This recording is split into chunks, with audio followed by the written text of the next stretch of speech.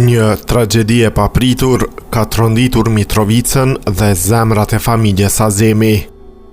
Voglushja e sapo lindur e tyre, e cila solli gëzim dhe shpresë në familje, nuk ka arritur të mbijetojë. Operacioni fillimisht duke i suksesshëm.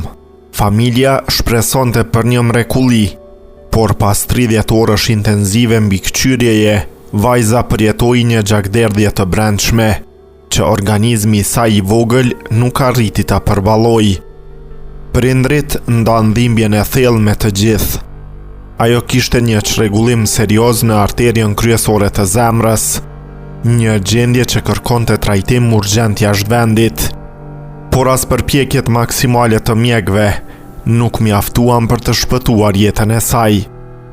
Kjo humbje lë një boshllëk të pazëvendësueshëm në zemrat e prindërve dhe të afërmve. Dhimbja është e madhe, por familja falenderon të gjithë ata që kanë shprehur mbështetje, lutje dhe mirëkuptim në këtë kohë të vështirë.